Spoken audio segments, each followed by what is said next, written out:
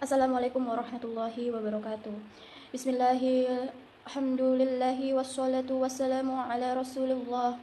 La hawla wa la quwata illa billahi wa ba'd. Segala puji bagi Allah, salawat dan salamnya semoga tetap tercurahkan ke hari nabian Nabi Agung Muhammad SAW. Segala puji bagi Allah yang telah menciptakan kita, yang telah memberikan kesehatan bagi kita, hingga pada saatnya saya di sini dan Anda dapat mendengarkan apa yang saya jelaskan tentang urgensi ibadah.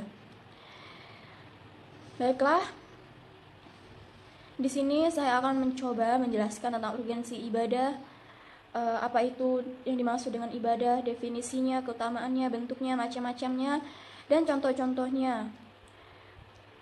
Definisi ibadah. Ibadah secara etimologi berarti merendahkan diri serta tunduk. Sedangkan menurut syara' atau terminologi, ibadah mempunyai banyak definisi. Antara lain, ibadah adalah taat kepada Allah dengan melaksanakan perintahnya melalui lisan para rasulnya. Lalu ada ibadah adalah merendahkan diri kepada Allah Azza wa Jalla, yaitu tingkatan tunduk yang paling tinggi disertai dengan rasa mahabbah, yaitu rasa kecintaan yang paling tinggi. Lalu ibadah adalah sebutan yang mencakup seluruh apa yang dicintai dan diridhoi Allah Azza wa Jalla, baik berupa ucapan atau perbuatan yang zahir maupun yang batin. Yang ketiga ini adalah definisi yang bisa dikatakan lebih lengkap. Ibadah itu terbagi menjadi ibadah hati, ibadah lisan, anggota badan, rasa khauf atau yang bisa disebut dengan rasa takut, roja yang artinya mengharap, lalu ada mahbah yang artinya cinta. Nah, terus ada tawakal, yaitu ketergantungan, roha yang itu artinya senang, dan ada rahbah yang artinya takut. Adalah ibadah qalbiyah yang berkaitan dengan hati, sedangkan tasbih, tahlil, takbir, tahmid, dan syukur dengan lisan dan hati adalah ibadah lisaniyah, yaitu qalbiyah, yaitu lisan dan hati. Sedangkan sholat, zakat, haji, jihad adalah ibadah badaniyah, qalbiyah, fisik dan hati. Serta masih banyak lagi macam-macam ibadah yang berkaitan dengan amalan hati, lisan, dan badan. Ibadah inilah yang menjadi tujuan penciptaan manusia. Allah berfirman, "Wa ma khalaqatul jinna wal insa illa liya'buduni ma yuridu minhuma marrazaqi wa ma azitu ridu wa maridu an yuta'imuni innallaha huwar razzaqu dzal quwwatil matin." Yang artinya, dan aku tidak menciptakan jin dan manusia melainkan supaya mereka beribadah kepadaku. Aku tidak menghendaki rezeki sedikit pun dari mereka, dan aku tidak menghendaki supaya mereka memberi makan kepadaku. Sesungguhnya Allah dialah Maha pemberi rezeki yang mempunyai kekuatan lagi sangat kokoh. Ini berada pada surat Az-Zariyat ayat 56 sampai dengan ayat 58. Allah Azza wa Jalla memberitahukan bahwa hikmah penciptaan jin dan manusia adalah agar mereka melaksanakan ibadah hanya kepada Allah Azza wa Jalla. Dan Allah Maha Kaya tidak membutuhkan ibadah mereka, akan tetapi merekalah yang membutuhkannya. Karena ketergantungan mereka kepada Allah, maka barang siapa yang menolak beribadah kepada Allah, ia adalah sombong. Siapa yang beribadah kepadanya tetapi dengan selain apa yang disyariatkannya, maka ia adalah mu'tadin atau pelaku dari bid'ah. Dan barang siapa yang beribadah kepadanya dengan apa yang disyariatkannya, maka ia adalah seorang yang bisa dikatakan yaitu mukmin muwahhid, artinya yang mengesahkan Allah.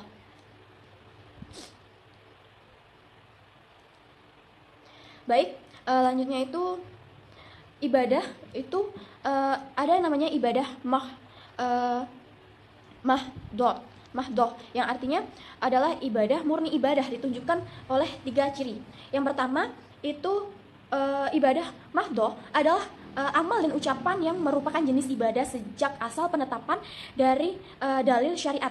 Begini ya, artinya perkataan atau ucapan tersebut tidaklah bernilai kecuali ibadah. Dengan kata lain, tidak bisa bernilai netral, bisa jadi ibadah atau bukan ibadah. Ibadah makdoh juga ditunjukkan dengan dalil-dalil yang menunjukkan terlarangnya ditujukan selain Allah Ta'ala, karena hal itu termasuk dalam kemusyrikan. Lalu yang kedua, ibadah makdoh juga ditunjukkan dengan maksud pokok orang yang mengerjakannya, yaitu dalam rangka meraih pahala akhirat. Lalu yang ketiga yaitu ibadah mahdoh hanya bisa diketahui melalui jalan wahyu. Tidak ada jalan yang lainnya termasuk melalui akal atau budaya. Ingat ya. Contoh sederhananya begini. Ibadah mahdoh adalah sholat. Sholat adalah ibadah mahdoh karena memang ada perintah dalil khusus dari syariatnya. Sehingga sejak awal mulanya sholat adalah aktivitas yang diperintahkan orang mengerjakan sholat. pasti mengharapkan pahala akhirat. Terus ibadah sholat tidaklah mungkin kita ketahui selain melalui jalur wahyu.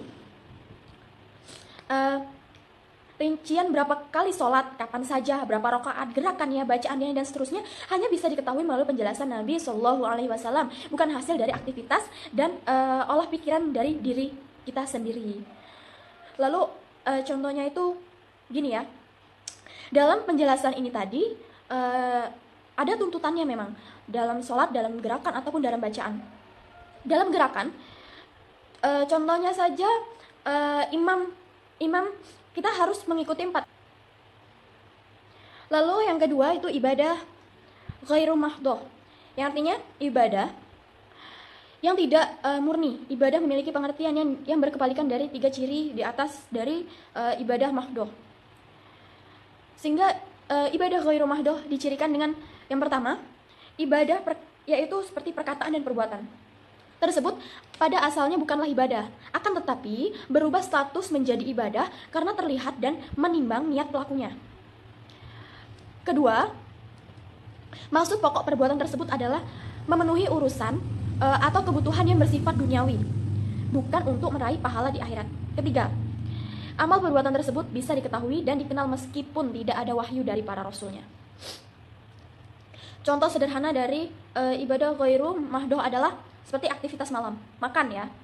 Makan pada asalnya bukan ibadah khusus. Orang bebas mau makan kapan saja, baik ketika lapar atau tidak lapar. Dan dengan menu apa saja kecuali yang Allah Ta'ala haramkan. Bisa jadi orang makan karena lapar atau hanya sekedar ingin mencicipi makanan.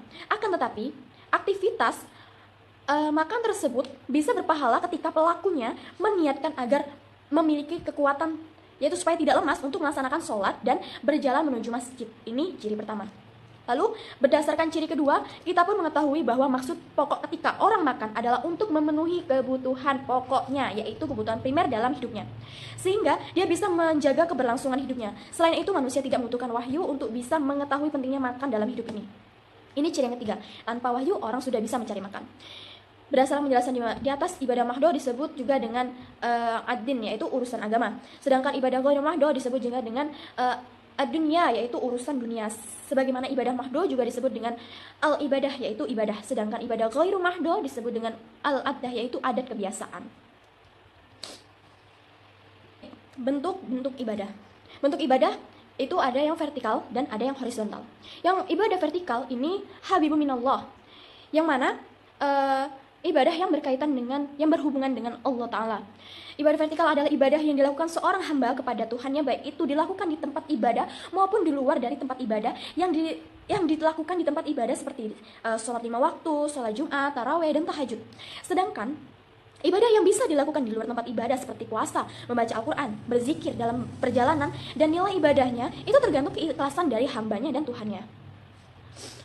Lalu kita tidak pernah tahu kapan dia benar-benar sholat atau berpuasa, karena yang tahu pada hakikatnya hanya dia dan Allah Ta'ala. Ya, walau dari fisik kita bisa ya melihat dia melakukan gerakan sholat, jika dia puasa kita bisa melihat dia tidak makan, dia tidak minum, atau hal-hal yang membatalkan puasa. Akan tetapi kita tidak tahu di dalam hatinya, kita juga tidak tahu apa yang dilakukan di belakang kita, bukan? Dan lagian kurang bekerjaan kalau kita memperhatikan ibadah vertikal seseorang. Konsekuensi seseorang yang meninggalkan atau tidak melaksanakan ibadah vertikal adalah dia akan mendapatkan dosa karena telah melanggar dan tidak mengindahkan perintah Allah Ta'ala untuk beribadah menyembah kepadanya. Dan cara meminta maaf atau memohon ampunannya mudah, cukup dengan taubatan nasuha, taubat yang bersungguh-sungguh. Dan Allah Maha Pemurah lagi Maha Pengampun ketika mendapati hambanya yang berbuat salah dan bertobat dengan sepenuh hati. Baik, sekarang kita akan menjelaskan tentang ibadah horizontal, yaitu habibun minan nas. Habibun minan nas. Ibadah horizontal adalah ibadah yang berupa kepedulian, kepekaan sosial terhadap orang lain atau makhluk lainnya, dan semata-mata dilakukan untuk mencari ridho Allah Ta'ala, Tuhan semesta alam. Ibadah horizontal seperti bersedekah, menyantuni anak yatim, kerja bakti, bersihan lingkungan, membersihkan sungai, silaturahmi, mengunjungi tetangga, saudara, teman sejawat, dan lain-lain, menengok orang yang sakit, mengantarkan jenazah, dan pemakaman, dan lain-lain seterusnya dan sebagainya. Yang benar sesungguhnya ibadah itu berlandaskan pada 3 pilar. Yang pertama hub, yang kedua khauf, dan yang ketiga raja. Hub, cinta. Rasa cinta harus disertai dengan rendah hati. Sedangkan khauf dibarengi dengan roja. Dalam setiap ibadah harus terkumpul unsur-unsur ini. Allah berfirman tentang sifat hamba-hambanya yang mukmin. Yuhibbu hum wa yuhibbunah. Dia mencintai mereka dan mencintainya. Al-Maidah surat Al-Maidah ayat 54. Dan innahum kanu yusarri'una fi khairati wa yad'unana raghiba wa rahabba wa qatulana. Yang artinya sesungguhnya mereka adalah orang-orang yang selalu bersegera dalam mengerjakan kebaikan, dan mereka berdoa kepada kami dengan penuh harap dan cemas, dan mereka adalah orang-orang yang khusyuk kepada kami. Surat Al-Anbiya ayat 9. Syarat dari terimanya ibadah. Ibadah adalah perkara yang tauqifiyah, yaitu tidak ada suatu bentuk ibadah yang disyariatkan kecuali berdasarkan Al-Quran dan As-Sunnah. Apa yang tidak disyariatkan yaitu berarti bid'ah, yaitu mardudoh, bid'ah yang ditolak. Sebagaimana sabda Nabi SAW, man amila amala laisa alaihi amruna fahuwa rad. Barang siapa yang beramal tanpa adanya tuntunan dari kami, maka amalan tersebut tertolak. Agar dapat diterima, ibadah disyaratkan harus benar, dan ibadah itu tidak bisa dikatakan benar kecuali dengan adanya 2 syarat. Pertama, ikhlas karena Allah semata, bebas dari syirik besar dan kecil. Yang kedua tuh ittiba, sesuai dengan tuntunan Rasulullah SAW. Syarat yang pertama merupakan konsekuensi dari syahadat la ilaha illallah, karena ia mengharuskan ikhlas kepada beribadah hanya kepada Allah dan jauh dari syirik kepadanya. Sedangkan syarat yang kedua adalah konsekuensi dari syahadat Muhammadar Rasulullah, karena ia menuntut wajibnya taat kepada Rasul, mengikuti syariat, dan meninggalkan bid'ah atau ibadah-ibadah yang diada-adakan. Begini ya, kita tidak boleh harus lebih pintar dari Nabi kita. Apa yang sudah ada tuntunannya, itu kita kerjakan. Bila tidak ada, jangan. Contohnya saja, kita menziarahi kubur. Begini, menziarahi kubur. Kira-kira Rasul kita itu tuntunannya bagaimana sih menziarahkan kubur? Masuk salam, lalu mendoakan. Sudah, seperti itu saja, pulang. Tapi tidak, jangan menambah-nambahkan dari itu, datang, memang benar seperti ini ya. Menziarahnya tadi ibadah, lalu membaca Al-Quran juga ibadah. Tapi apa adakah tuntunan Nabi dalam menziarahi kubur itu datang mendoakan, baca surat Al-Fatihah, atau bawa Al-Quran kita membaca surat apa di situ? Surat Yasin atau surat apa? Itu tidak ada dasarnya sama sekali. Rasulullah tidak pernah menyuruh kita seperti itu, dan dia tidak pernah melakukannya. Jadi kita sebagai hamba Allah dan juga sebagai umat dari Rasulullah SAW, kita tidak harus lebih pintar dari beliau. Memang dalam situ ada tuntunannya. Dalam membaca Al-Quran itu ibadah, dalam menziarahi kubur juga ibadah. Tapi apakah dalam penggabungan ibadah tersebut ada tuntunannya? Tidak ada. Maka jangan sekali-kali mengikuti ibadah yang tidak ada tuntunannya. Ibadah dilakukan pada ibadah-ibadah yang lain. Kita membaca Al-Quran boleh, tapi jangan digabungkan dengan ibadah yang Rasulullah SAW sendiri pun tidak pernah menggabungkannya. Dalam sholat, tuntunan membaca Allahu Akbar, selesai dari sholat itu membacakan Allahu Akbar, subhanallah, alhamdulillah, astagfirullah. Kita membaca itu 33 kali. Kita memang bisa membacanya dalam 100 kali. Tapi di sini Rasulullah SAW sendiri lebih mengerti. Kita dianjurkan untuk membacanya hanya 33 kali, dan 33 kali. Karena itu sudah ada tuntunannya. Itu merupakan ibadah. Jangan dicampur. Memang baik membaca itu lebih banyak. Astagfirullah.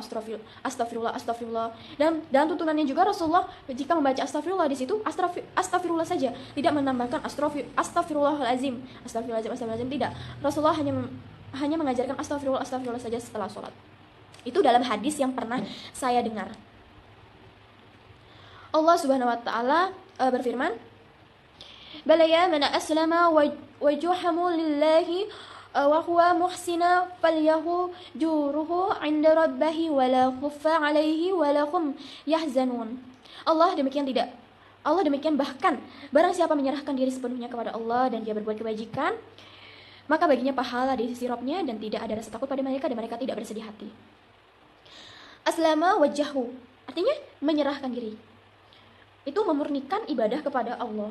Wa huwa muhsin berbuat kebajikan artinya mengikuti Rasulnya Shallallahu Alaihi Wasallam.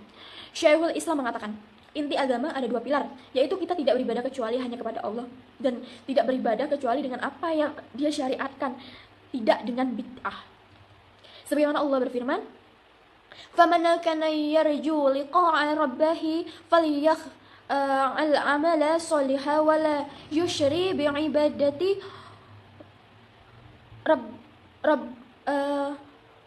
rabbihi ahad." Maka barang siapa mengharapkan berjumpa dengan Rabb-Nya, maka hendaklah dia mengerjakan amal soleh dan janganlah dia mempersekutukan sesuatu pun dalam beribadah kepada Allah Rabb-Nya, yaitu Surat Al-Kahfi ayat 110. Keutamaan ibadah. Ini. Ibadah di dalam syariat Islam merupakan tujuan akhir yang dicintai dan diridhoinya. Karenanya lah Allah menciptakan manusia, mengutus para rasul dan menurunkan kitab-kitab sucinya. Orang yang melaksanakan dipuji dan yang enggan melaksanakan dicela. Allah Subhanahu wa taala berfirman yang artinya langsung saja, dan Rabbmu dalam surat Al-Mu'min ayat 60. Dan Rabbmu berfirman, berdoalah kepadaku, niscaya akan aku perkenankan bagimu. Sesungguhnya orang-orang yang sombong tidak mau beribadah kepadaku akan masuk neraka jahanam dan dalam keadaan hina. Ibadah di dalam Islam tidak disyariatkan untuk mempersulit atau mempersempit manusia dan tidak pula untuk menjatuhkan mereka dalam kesulitan. Akan tetapi ibadah itu disyariatkan untuk berbagai hikmah yang agung, kemaslahatan besar yang tidak dapat dihitung jumlahnya. Pelaksanaan ibadah dalam Islam semua adalah mudah. Di antara keutamaan ibadah, bahwasannya ibadah mencucikan jiwa, membersihkannya, dan mengangkatnya ke derajat tertinggi, menuju kesempurnaan manusiawi. Termasuk keutamaan ibadah juga membawasannya manusia sangat membutuhkan ibadah melebihi segala-galanya, bahkan sangat darurat membutuhkannya. Karena secara tabiat manusia itu lemah, fakir, butuh Allah, sebagaimana halnya jasad membutuhkan makan dan minum. Demikian pula hati dan ruh memerlukan ibadah yang menghadap kepada Allah. Bahkan kebutuhan ruh manusia kepada ibadah itu lebih besar daripada kebutuhan jasadnya kepada minum dan makan. Karena sesungguhnya esensi atau substansi dari hamba itu adalah hati dan ruhnya. Nah, keduanya ini tidak akan baik kecuali dengan menghadap kepada Allah dan beribadah. Maka jiwa tidak akan pernah merasakan kedamaian, ketentraman kecuali dengan zikir dan beribadah kepada Allah. Sekalipun seseorang itu melaksanakan kebahagiaan selain dari Allah, maka kebahagiaan tersebut adalah semu, yaitu tidak akan lama, bahkan apa yang ia rasakan itu sama sekali tidak ada kelezatan dan kebahagiaannya. Adapun bagian yang karena Allah dan perasaan takut kepadanya, maka itulah kebahagiaan yang tidak akan pernah terhenti dan tidak hilang. Dan itulah kesempurnaan dan keindahan serta kebahagiaan yang hakiki. Maka barang siapa yang menghendaki kebahagiaan abadi, hendaklah ia menekuni ibadah kepada Allah semata. Maka dari itu hanya orang-orang ahli ibadah sejatilah yang merupakan manusia paling bahagia dan paling lapang dadanya. Tidak ada yang dapat menenteramkan dan mendamaikan serta menjadikan seseorang itu merasakan kenikmatan yang hakiki yang ia lakukan kecuali ibadah kepada Allah Ta'ala. Seperti kata Imam Ibnul Qayyim rahimahullah berkata, tidak ada kebahagiaan, kelezatan, kenikmatan, dan kebahagiaan hati melainkan bila ia meyakini Allah sebagai Rabb, pencipta yang Maha Esa, dan ia beribadah hanya kepada Allah saja. Tetapi puncak tujuannya dan yang paling dicintainya daripada yang lain, termasuk keutamaan ibadah bahwasannya dan melakukan berbagai kebajikan dan meninggalkan kemungkaran. Ibadah dapat menghibur seseorang ketika dilanda musibah dan meringankan beban penderitaan saat susah dan mengalami rasa sakit. Semua itu ia terima dengan lapang dada dan jiwa yang tenang. Termasuk utamaannya juga, bahwasanya seorang hamba dengan ibadahnya kepada Robnya dapat membebaskan dirinya dari belenggu penghambaan kepada makhluk, ketergantungan, harap dan cemas kepada mereka. Maka dari itu merasa percaya diri dan berjiwa besar karena ia berharap dan takut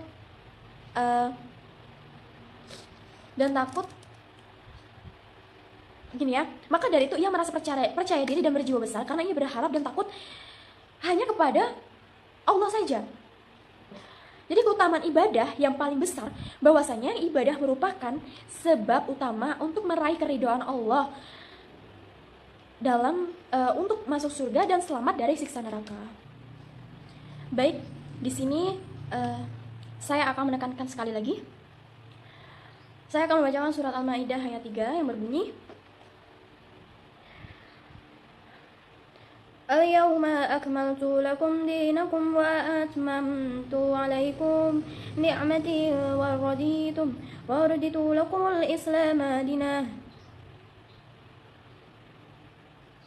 Dari ayat ini adalah surat Al-Maidah ayat kelima, yang artinya, pada hari ini telah aku sempurnakan agamamu untukmu, dan telah aku cukupkan nikmatku bagimu, dan telah aku ridhoi Islam sebagai agamamu. Dan ini adalah terjemahan artinya. Dari sini saya akan menjelaskan lagi bahwasanya Nabi Muhammad SAW tidak meninggal dunia kecuali sudah mengajarkan semuanya. Yang hitam kah, yang putih kah, yang gelap kah, yang terang kah, yang susah kah, yang mudah, yang semua dijelaskan. Apa kata beliau yang menganggap masih ada sesuatu yang harus ditambah-tambah setelah Rasulullah SAW meninggal dan setelah turunnya ayat ini. Maka menurut pendapat tafsir, pendapat para ulama, dia adalah ahli bid'ah. Karena sudah jelas dari ayat sini menjelaskan bahwa Rasulullah SAW itu meninggal dunia sudah menyampaikan semua risalah-risalah yang telah diperintahkan oleh Allah untuk sampaikan. Dari wahyunya, dari sunnahnya, dari hadis-hadisnya yang sudah turun. Itu sudah diberitahukan kepada kita.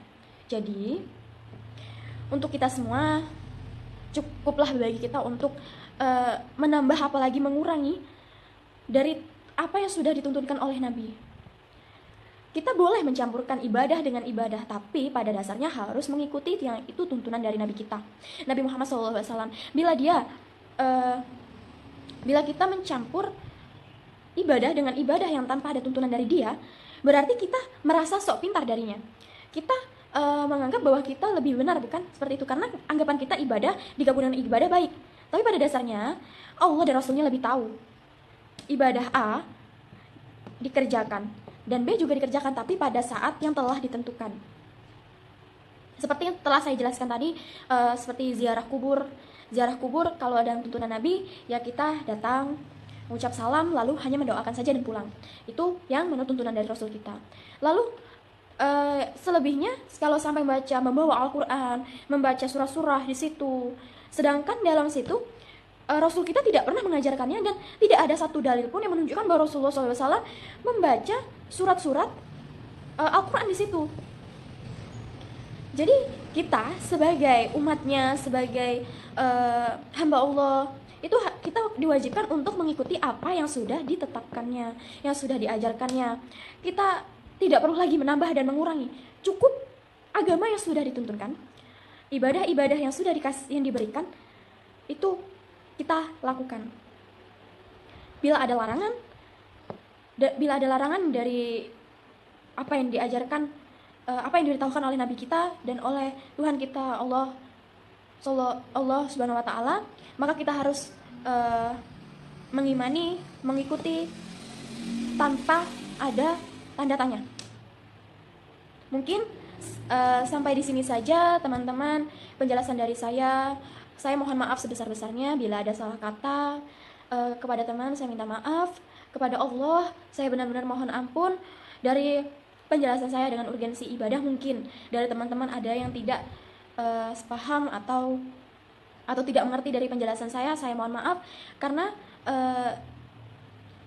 saya juga manusia biasa. Saya bisa salah dalam berucap, saya bisa salah dalam berkata. Jadi mohon dimaklumkan bila saya ada salah-salah baca dalam dan menjelaskan ayat mungkin misalnya. Saya benar-benar minta maaf.